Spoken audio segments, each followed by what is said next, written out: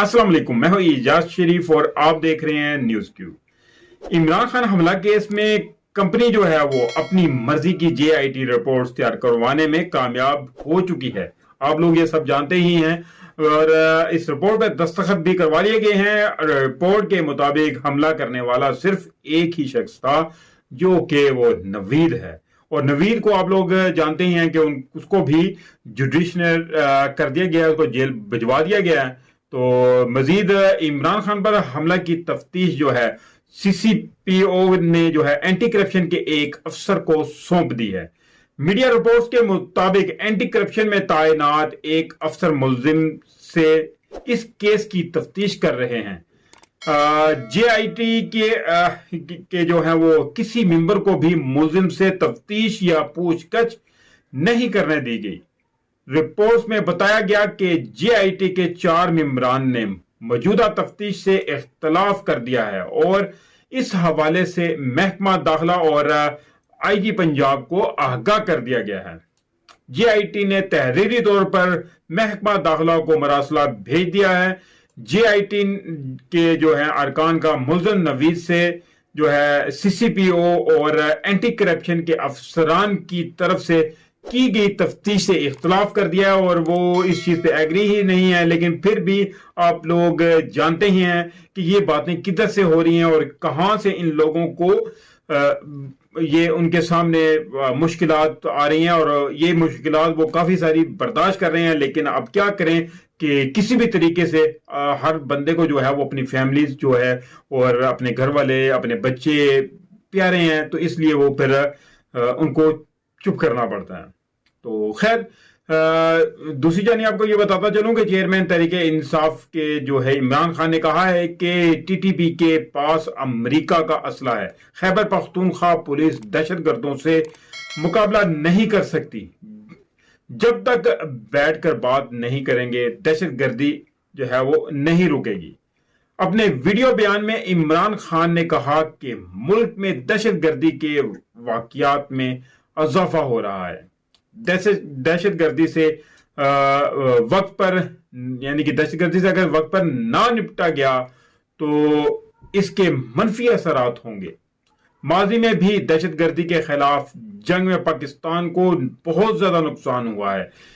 क्या वजह थी कि माजी में पाकिस्तान को दहशतगर्दी के खिलाफ जंग में हिस्सादार बनाया गया, लेकिन हम 20 साल तक अमरीकी जंग का हिस्सा रहे हैं। अभी तक अमरीकी जंग के असरात पाकिस्तान में मौजूद हैं। मजीद उन्होंने कहा कि परवेज मुशर्रफ ने 9/11 के बाद सियासी जमातों के सरबराहान को मदऊ किया। मुशर्रफ ने कहा कि हम अमेरिका की सिर्फ लॉजिस्टिक जो है सपोर्ट करेंगे। 9/11 के वाकये में कोई पाकिस्तानी मुलव्वस नहीं था। मेरा हमेशा से मौक़िफ़ रहा है कि अमेरिका की जंग में नहीं पड़ना चाहिए, लेकिन मेरे मौक़िफ़ के बाद मुझे बुरा भला कहा गया, तनकीद की गई और तालिबान जो है खान कहा गया।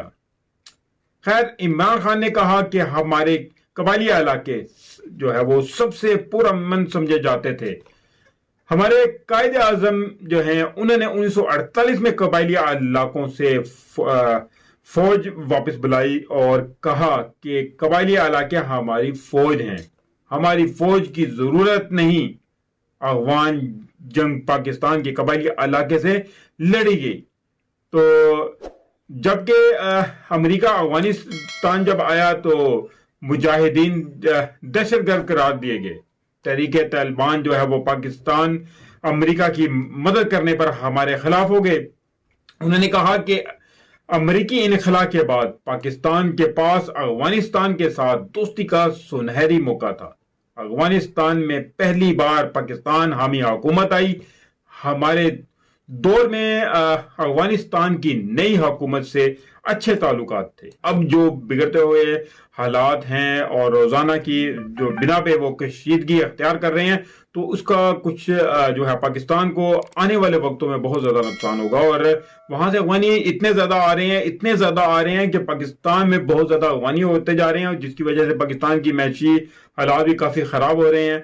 और کیونکہ یہاں پہ ہر چیز کا بحران پہلے سے ہی ہے. جب لوگ زیادہ بڑھیں گے تو پھر حالات مزید خراب ہوں گے, اور جتنے بھی افغانی وہاں سے آ رہے ہیں وہ یہی بتا رہے ہیں کہ وہاں کے حالات اس وقت کافی خراب ہیں.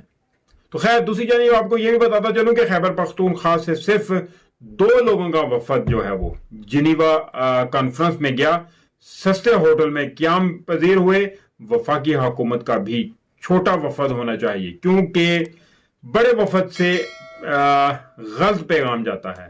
جنیوا کانفرنس میں بہت کم پیسے جمع ہوئے, کیونکہ ممالک کو جو ہے ہمارے پر پاکستان کی یعنی کہ جو ہے شفافیت پر اب اعتماد نہیں رہا ہے, اور ان کے ایسے وہ لوگ اب سوالات کرتے ہیں کہ جن کا جواب دینا مشکل ہو جاتا ہے.